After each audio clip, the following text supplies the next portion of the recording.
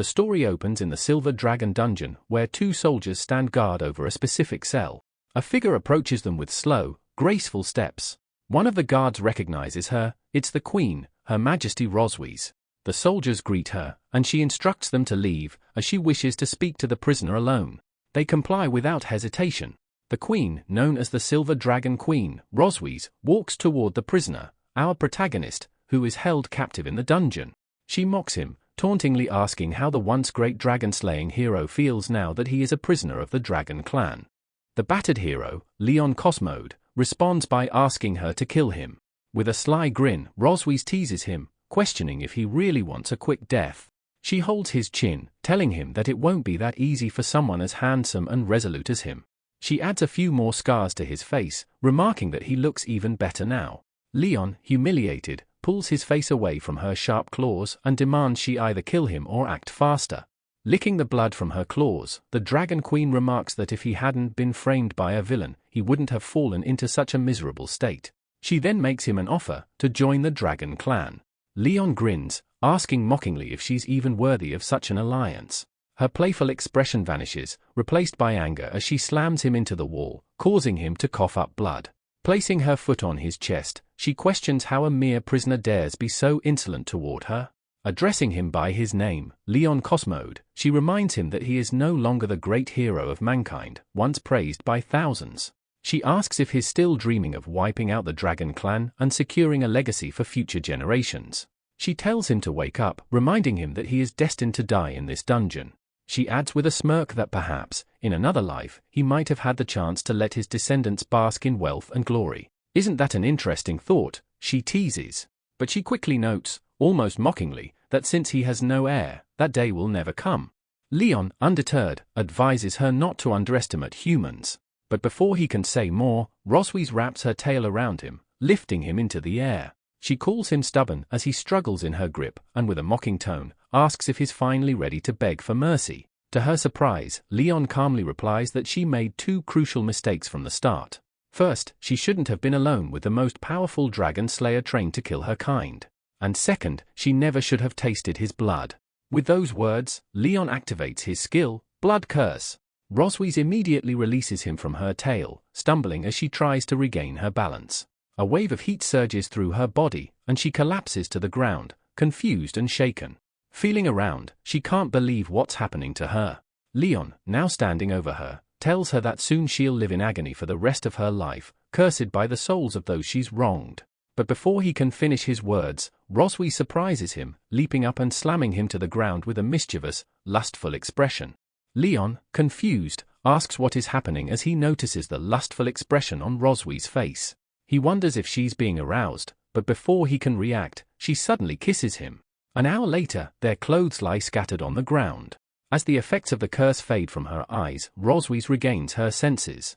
Realizing she is naked, she quickly covers herself and demands to know what Leon has done to her. Leon calmly explains that the blood curse is a forbidden technique, one that can only be used once in a lifetime. It was triggered when she tasted his blood, connecting their souls. He adds that once he dies, the curse will cause her unbearable pain for eternity. Shocked, Rossweisse questions why the curse seems to have affected her now, since it's only supposed to take effect after his death. Leon admits it was an unintended side effect. He had assumed the curse's pain would only manifest after his death, but he hadn't anticipated that it would cause her to become aroused. Embarrassed and flustered, Rossweisse cuts him off, telling him to shut up. But Leon presses on, mentioning that he knows dragons follow a strict rule of monogamy. After his death, she won't be able to find another mate or leave any offspring. Worse, she won't be able to explain what happened to the rest of the dragon clan.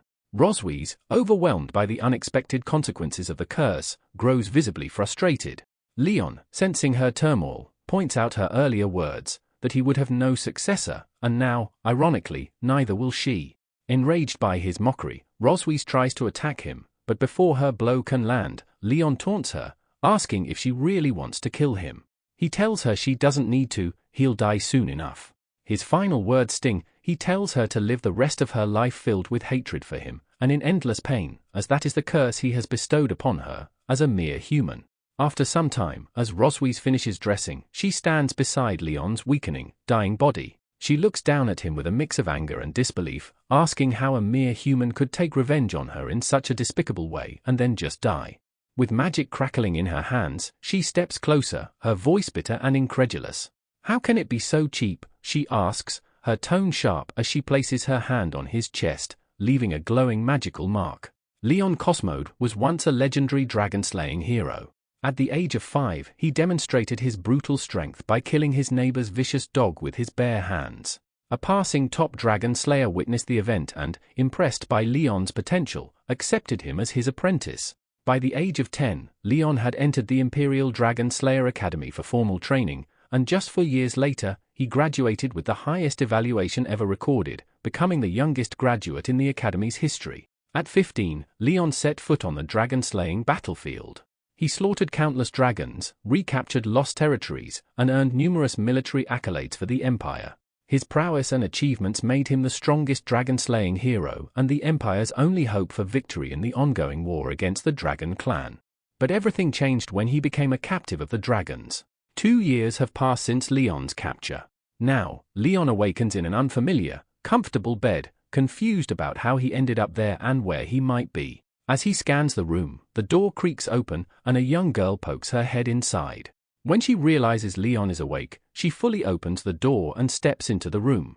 Surprised by her cute and innocent appearance, Leon gradually pieces together what he assumes must have happened. His contributions to humanity were so significant that he must have died and reached heaven. He points at the young girl, assuming she must be a legendary angel. Amused by his misunderstanding, the girl looks puzzled when he calls her an angel. Kneeling to her height, Leon warmly greets her as the little angel and asks her name. With an enthusiastic smile, the girl replies that her name is Muan. Leon smiles warmly at Muan, complimenting her on her lovely name while internally wondering why this angel has such strange hair. Muan, with childlike enthusiasm, tells Leon that her mother said her name means the moon, which only adds to Leon's confusion. He starts questioning if angels even have mothers. Introducing himself, Leon is about to explain who he is, but Muan excitedly cuts him off, reminding him that she already knows his name, and that Leon means a lion. Shocked, Leon asks her how she knows this, and Muan proudly replies that it's what her mom told her.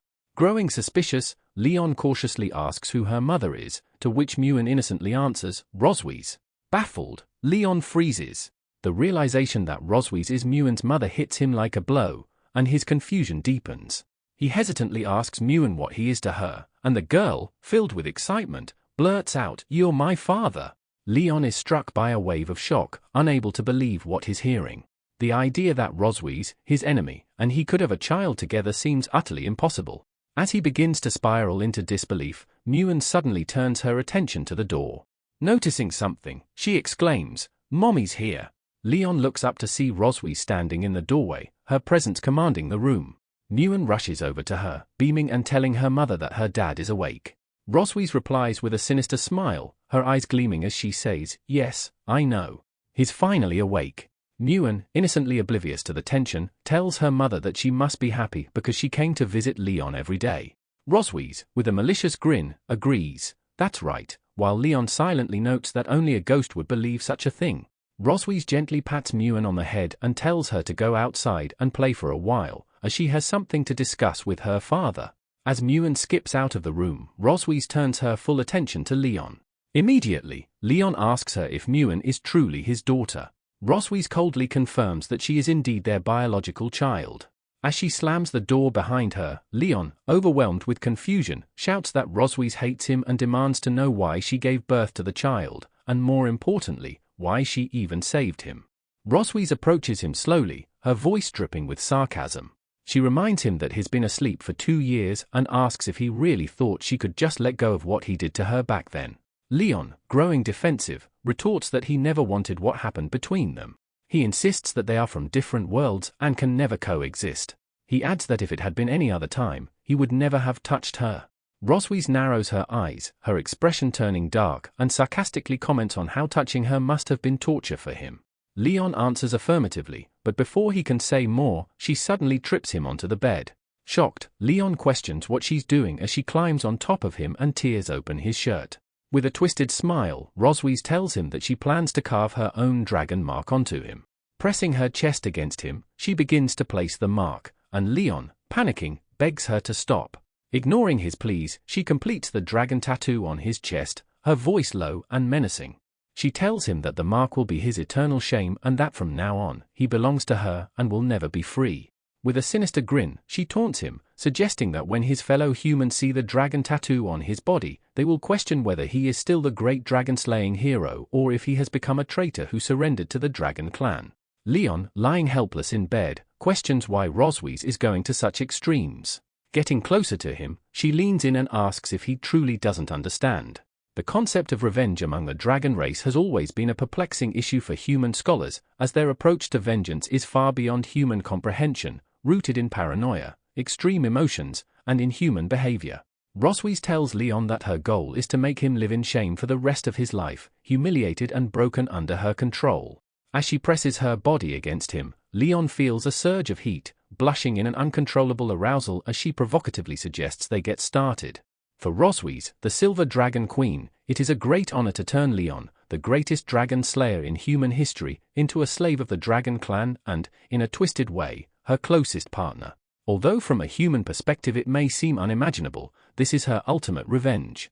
For Rossweisse, as a dragon, there is no greater satisfaction than degrading the one who once posed the greatest threat to her kind and turning him into a tool for her own dominance. Inside the Silver Dragon Castle, two maids walk down a long corridor, chatting about how their queen seems to be in an unusually good mood. Leon flashes back to the day before, remembering how he had been relentlessly forced by Rossweisse to keep up with her pace, feeling utterly drained after being squeezed for an entire day and night. His waist still aches, nearly broken from the ordeal. Despite the physical toll, his determination flares up as he declares to himself that he will never stay in this place or become her plaything. As he peers toward the castle's exit, he notices an overwhelming number of guards stationed at the entrance, making escape through that route impossible. However, he also observes that there are fewer guards patrolling the Silver Dragon Castle than there had been 2 years ago when he first arrived.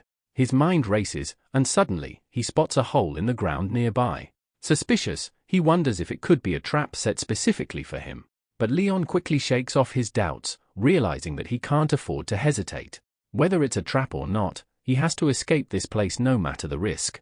Crawling into the opening, he quietly bids farewell to the perverted mother dragon.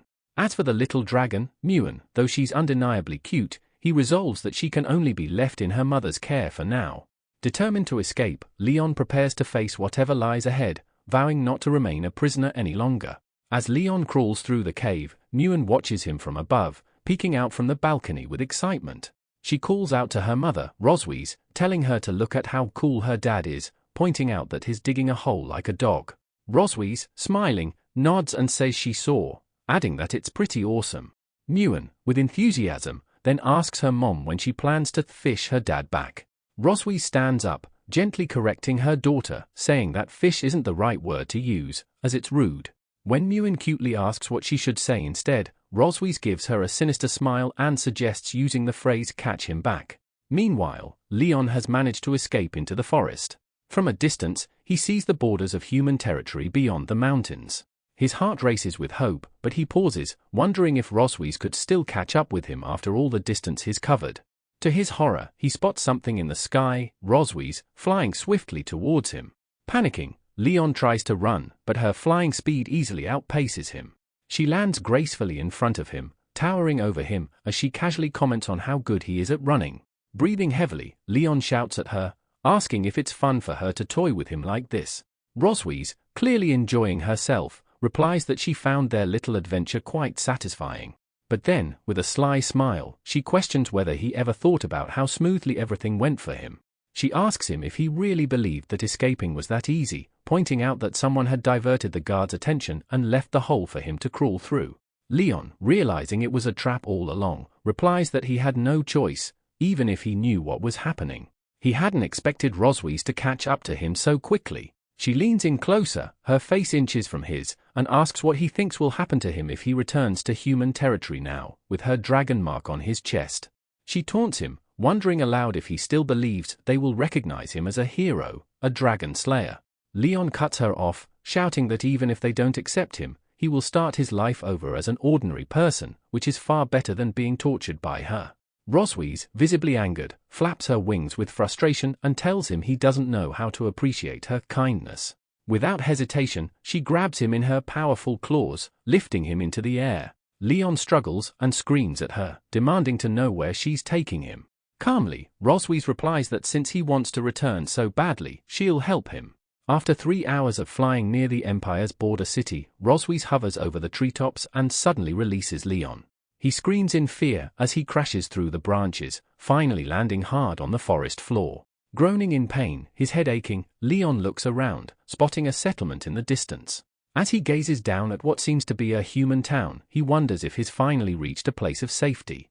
Rossweisse, now having transformed back into her human form, approaches him. With a mischievous smile, she confirms that it is indeed the Empire of the humans.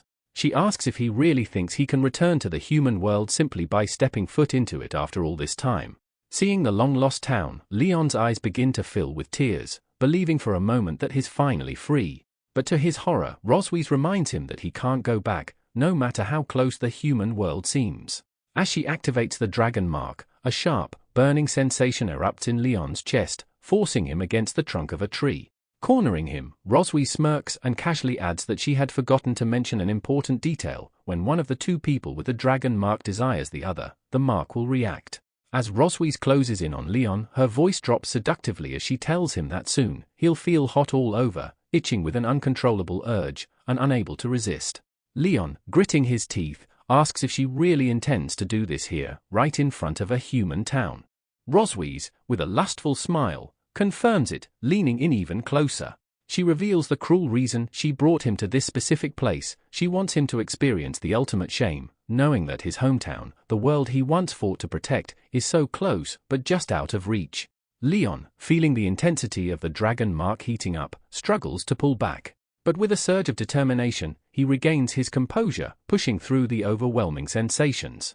Grabbing Rossweisse's hands, he defiantly shouts that if she thinks this will break him, she's wrong. He declares that he will endure patiently, waiting for the right moment, and when that time comes, he will repay her double for every humiliation she has inflicted upon him. Rossweisse is momentarily taken aback by his resolve, but quickly recovers, her confidence returning as she smirks. With a strong, fluid motion, she slams him against the tree, pinning him there. Leaning in, she whispers with a dangerous edge to her voice that she understands his words, but whether he comes back for revenge dead or alive, she will be waiting.